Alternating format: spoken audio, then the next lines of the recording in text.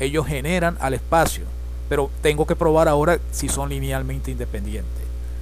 Una forma muy sencilla de probar si son linealmente independientes es ver que ellos no son múltiplos uno del otro. Es imposible que, por ejemplo, si intentamos escribir, si voy a tratar de descartar que ellos son linealmente dependientes, y si no pueden ser linealmente dependientes, tendrán que ser linealmente independientes.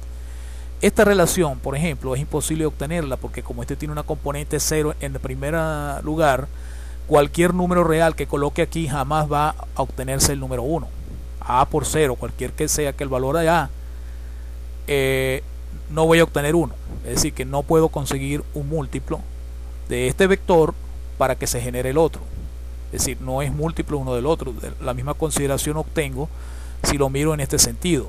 Si este vector lo intento escribir como múltiplo del anterior, entonces al hacer b por 0 nunca voy a poder generar este 1. Por lo tanto, lo que está indicando es que un vector no es múltiplo del otro. Y recuérdense que para dos vectores en Rn se había demostrado un teorema que decía que dos vectores en Rn son LD. Vamos a recordarlo aquí brevemente, no sin mucho detalle. Si estábamos en Rn y teníamos dos vectores en Rn, decíamos que son linealmente dependientes si y solo si uno de ellos es múltiplo del otro. Pero en este caso no hemos podido hacerlo. Ninguno es múltiplo del otro, por lo tanto no son LD. En este caso se probaría, según invocando ese teorema, que estos dos vectores serían linealmente independientes porque no pueden ser LD. Ninguno es múltiplo del otro. Por lo tanto, en conclusión, tendríamos un conjunto de dos vectores. Vamos a colocarlo aquí más claramente, que lo vamos a llamar la base del espacio que llame pi. Un conjunto de dos vectores que son 1, 2, 0 y 0, 3, 1, que como vimos generan a cualquier vector del plano, porque cualquier vector del plano, que se escribe más concretamente así, lo pudimos escribir como combinación lineal de ellos dos. Es decir, pueden generar solamente colocando como las constantes los valores arbitrarios de x y z del vector del plano. Entonces generan a cualquier vector del plano. Y además, con el uso del teorema que ya discutimos, son linealmente independientes en ese espacio. Por lo tanto, ellos son una base para el espacio vectorial pi, que es un subespacio de R3. Bien, entonces de esta manera hemos aclarado un procedimiento con lo cual nosotros podemos hallar la base para un subespacio de R3, en este caso un plano que pasa por el origen. Bien,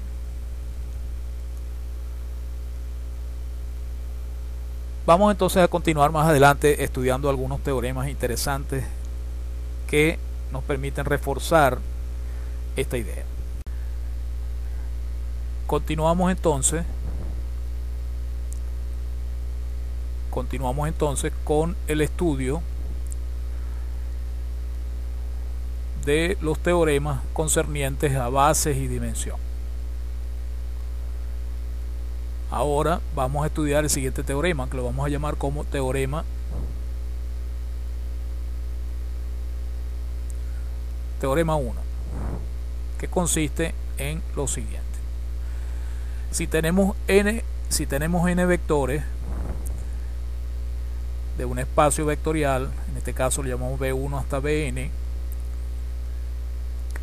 y esos n vectores forman una base para V, entonces si tenemos cualquier vector del espacio, estoy llamando V, cualquier vector del espacio, entonces el teorema establece que existe un único conjunto de escalares que llamamos C1, C2 hasta Cn,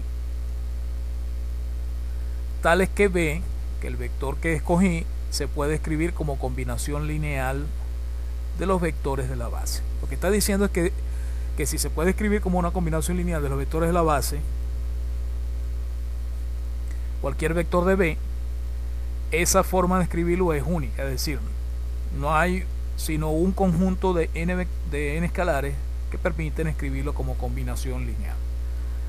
Vamos a hacer la demostración. No es muy difícil entender cómo se puede justificar con una demostración esta afirmación. Para ello vamos a suponer que hay dos formas de escribirlo, pues.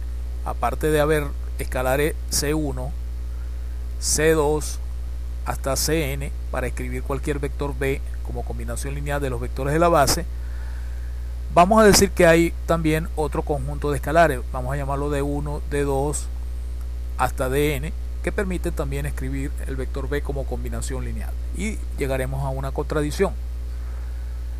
Entonces, digamos así, el vector B que tenemos aquí, el vector B lo puedo escribir como una combinación lineal de B1 hasta Bn con los escalares C1, C2, Cn que establece el enunciado del teorema.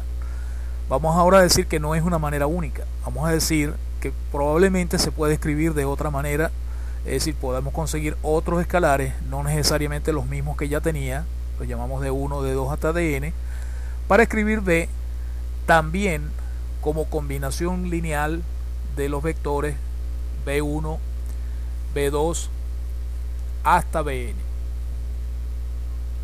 Entonces, partiendo de esta igualdad que tenemos establecida, una igualdad de dos combinaciones lineales de vectores, podemos pasarlo a un solo lado, restar, factorizar los términos comunes, que en este caso son los vectores de la base B1, B2 hasta Bn, y obtenemos de una manera sencilla un escalar que en cada caso es C1 menos D1, C2 menos D2 hasta Cn menos Dn. O sea, partiendo de esta igualdad, aplicando propiedades de sumas de vectores, puedo obtener esta nueva combinación lineal de los vectores B1, B2 hasta Bn, y esto obviamente queda igualado a 0, porque al aplicar las propiedades en el lado derecho de la igualdad van desapareciendo cada uno de los términos.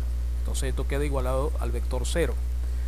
Pero como nosotros dijimos que B1, B2 y hasta Bn es una base, según la hipótesis del teorema, es una base para el espacio vectorial B, entonces ellos tienen que ser linealmente independientes. Es decir, aquí tendríamos armada, aquí tendríamos una combinación lineal de los vectores de la base igualados al 0 del espacio vectorial.